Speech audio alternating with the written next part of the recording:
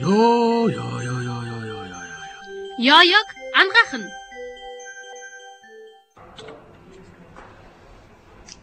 Сайн мэцхан өрхөн үндэст үзэгчтэй.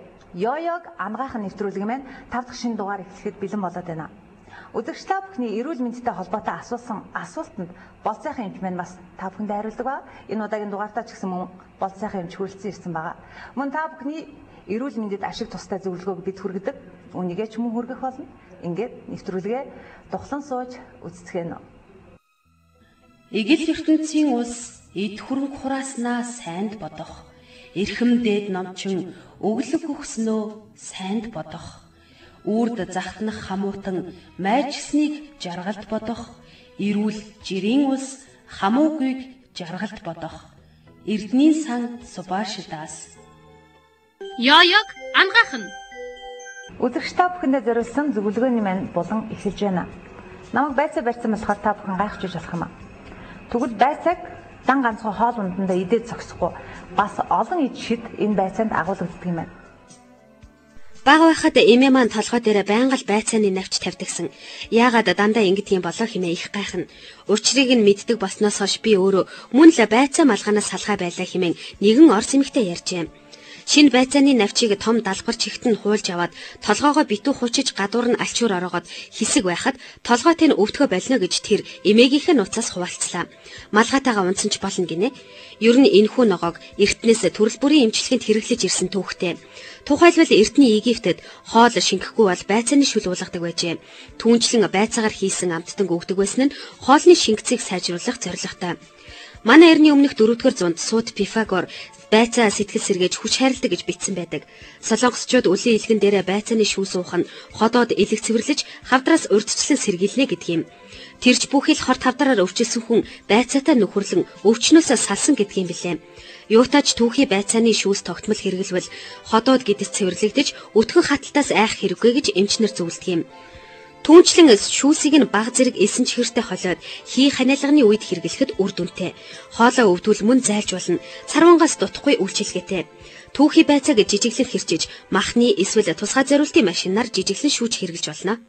Ёёг ангах нь. За манай нэвтрүүлгийн танхимд болцоохон эмч маань хүрэлцсэн мэн танд орой минь төргий. Та бүхэн ч гэсэн. Түрүүчийн дугаард бид нар стресс гэж чухам юу вэ гэдэг талаар та зөвлөгөө өгсөн байгаа шүү дээ. Тэгэхээр нэгэнт стресс тусцсан хүн стрессээсээ хэрхэн яаж ангижрах вэ? За өмнөх нэвтрүүлэг дээр тайлбарлаж ирснээр стрессийн үр дүнд үдээс хойш орой гэхэд хүний биед хүнийг тэр стрессийн үед гарч ирж яадаг, булчингийн хүчтэй агшаадаг, суцын агшаадаг, даралтын нэгсгдэг, зүрхийн түргэн ажиллаулдаг, мэдрэлийн хурдан ажиллаулдаг катехоламины бүлгийн бодисууд гэдэг. Тэр бодисуудын илүүдэл хүний биеэр ингээд шуурч яадаг. Тэрнээс болоод хүн бол удаан хугацаар ингэж явах юм бол өвчнөд ордог. Тийм учраас болдог бол байгалийн амьтан шиг бид нар тэрийг хэрглэж устгах хэрэгтэй. Тэгээ хүний бие бол энэ бодисоос гарах ганц л арга байгаа. Тэр нь ерөөсөө биеийн хүчний дасгал хийж тэр бугчаан хоёрын ноцолдог, зүхтдэг, хөөдөг тэр үйлдэлийг л ямар нэгэн байдлаар хийх хэрэгтэй болох юм тийм. Тэгэхээр үдээс хойш дасгал хийж явсан. Ажил тарсны дараа та нар анзаарснаггүй Америк кинонд дэр их гардаг шүү дээ. Прокурор ч юм уу ингээд оюуны ачаал ихтэй хүмүүс ажил тарангуудаа хоорондоо теннис тоглодог. Эсвэл сквош гэдэг нэг жижиг эрзэний бөмбөг тоглодог. Хамгийн их гүйдэг хөдөрдөг тоглоом байдаг шүү дээ. Тэр өдрийн турш хуримтлагцсан тэр бодисоо тэгжил зарцуулахаас өөр арга байхгүй. За өөр нэг сайн арга бол мэдээ саунд орох арга байдаг. Саунд орох юм бол хүний бие яг биеийн хүчний ажил дасгал хийж байгаатай адилхан маш их хэмжээний энерги зарцуулж эхэлдэг. Тийм ч учраас саунд орсны дараа биений хамраад, булчин тавираад, арьс хүртэл амраа цаахан болдог шүү дээ. Тэр бол нөгөө түрүүний хэлжсэн тэр бодисуудыг бүгдээр ингээд устгаад хэрэглээд бодис солилцооны эцсийн бүтээгдэхүүн болгоо гаргаж чинь гэсэн үг. За 3 гэтээ өдөр болгон хүн саунд орно гэж байхгүй шүү дээ. Байж болох юм зарим хүн. Сүүлийн үед бол баны өрөөнд шүршүрч юм саундтай болцсон болохоор тийм төвхтэй биш ээж бол. За 3 дахь бас их сайн арга бол секс их байдаг. Энэ бол магадгүй хамгийн сайн арга нэж магадгүй. Гэтэ бол байгалийнх нь өөрийнх нь зам ёсны арга биш. Ягдвал байгаль дээр бол амтан жилд 1-2 удаа л ороо ордог, ихэвчлэн 1 удаа. Тэр үедээ л секси идэвхтэй үйл ажиллагаа явагддаг. Гэтэл хүн шармагч ингээд нэлээд дэлхийн ч юм уу оюун ухаан хөгжсөн амьтад бол энийг энэ секс үед хүний тархинд биеинд татай мэдрэмж төрүүлдэг тийм бодисод эндорфин ч гэдэг юм бодисод гардаг. Тэрийг дахин үүсгэх гээд жилийн турш хэргэлдэг болчихсон байгаа. Тэгэхээр энийг зөв хэрглэж болох юм. Тэгэхээр хэрвээ орой унтрахынхаа өмнө секс хийх юм бол энэ бол таны өдөржингөө хоримтлагдсан сексийн бодисуудыг хамгийн үр дүнтэй зарцуулж алга болгоно. Хамгийн сайн амархан, хамгийн сайн унтах бололцоо. Ер нь бол хүн тухайн өдрийн стресстэй өдрөө чинь гэх юм биш. Хүн ер нь бие махбодыг сэтгэл санаагаа тэр их оюун ухаанаа ч гэсэн юм дасгалжсан чадвартай байлгаж чадах юм бол стресс авах нь арай гайгүй байдаг. Одоо хүний дасан цогцох чадварын босго гэж байдаг гэсэн шүү дээ. Тэрнээсээ 6-аас 8 дахин их ачааллыг авдаг. Энэ хооронд ирж байгаа чөчрөлийн хариу оруулалтыг стресс гэдэг гэсэн тийм. Тэгэхээр хэрвээ хүн тархлаад хөдөлгөөнгүй байгаад уртаа уцаарт амархан юм байх юм бол энэ босго намал байна гэсэн үг. Бага хэмжээний чөчрөл, бага хэмжээний ачаалт улам их стресст орно гэсэн үг. Харин энэ чадвар чинь үргэлж дасгал хийдэг тийм ээ. Магадгүй бясалгал хийдэг, оюун ухааны дасгал хийдэг ч гэдэг юм. Ийм байх юм бол энэ босго чинь өндөр стрессийг авах нь гайгүй. Энийг даван толгох чадвар ч гэсэн сайн байна гэсэн үг. Тэгээ энэс өөрөөр бол мэдээж бясалгал хийж болох юм. Бясалгал юм уу йогийн дасгалууд хийхэд бол тэрний механизм нь бол манай Европын анх ухааны манай анх хичээл дээр үздэг.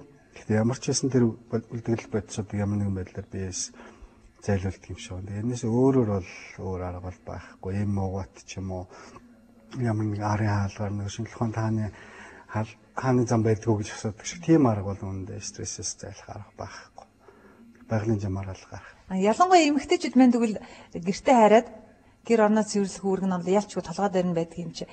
Шалгааныг сайхан хөлсөө гартал угаах ч юм уу хувцсанараа сайхан хөлсөө гартал угаах юм бол стрессээс ангижрах уу? Энд хоёр янз байна л да. Шалгаа их кафе угаавал шал угааж байгаа, бие хөдөлж байгаа, бие хөлөрч байгаа, тэгээд бие амарч байгаа, булчингийн агшилт сунал тэрнээсээ ч юм уу ингээд кафе аваад дээр нь өөрөө хүн тайвширсан юм бодоод тий. Тэгээд угаавал бас нэг хэрэг. Тэрнээс хараал тавиал дотроо би ингээл өдөржин ажиллачаад одоо шалтгаан ноцтол гэж бодож байгаа юм бол энд нөгөө бид үүссэн бодисын хэмжээ ингээл бууж ах нөгөө талд бас үүсгэл явж байна. Тэгэхээр тэгээд зөвхөн шалга багч биш. Ер нь ямар ч ажил хийхэд хүн өөрөө хүсэлтэй, зорилготой, таашаалтай тэгжил байхгүй бол хүний хамгийн дуртай хийж байгаа ажлаас ч магадгүй стресс хийж магадгүй. Ингэж эргээр бодож ивэл шал өөр. Магадгүй 20 жилийн дараа та хөөгшөрөхгүй гоо сайхан эрүүл чирэг тэр чигээрээ байна. Стресстэй байх юм бол 20 биш 10 жилийн дараа гэхэд хөөгшөрсөн, үрчийдсэн, ууртай тэр ятга гормоны өөрчлөлтөнд орсон байх. Тийм учраас хүн шал угаах биш. Өдөр тутмын ажил дээр ч гэсэн энийг бодож аль болохоор өөрийнхөө хүссэн ажлыг хийх ёстой. Хүссэн ажилласаа өөртөө эерэг бодолтой, эерэг үр дүнтэй хийвэл зүгээр. Стресс гээл үнэхээр бид нар стресстэй хийж болохгүй. Аливаа юмд сэтгэл хангалуун байж ижил одоо энэ бүгдийг даван дуулах юм байна шүү дээ. За тэгвэл одоо дараагийн нэгэн сонирхолтой үзэгдлийг эцэцгээе. Яаяг ангаах нь. Хүүш сайн уу гэнэ? Ой, сайн юу вэ? Та одоо юу вэ? Ажил сайн уу? Оо, сайн ажиллаа. Хүүш наач яач вэ? Уу харин нүдний цаг өнөөдөр ч ингээ доош хатаа. Тэгээд муу юм болж магадгүй гэж тайсан дээр цаас таачлаа. Миний хас өдөржингөө минийх би доош дээд цогцтаас муу юм биш. Би бас утгай гоё баярлах уу? Уу яа нэрээ нүдний цаг татдаг юм бол.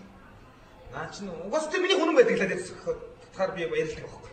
Наа доос ч худлаа шүү дээ. Ятагаар гэж магадгүй шүү дээ. Өдөржингөө ажилласараа болж юм шүү. Үгүй юу? Тийм юм болов.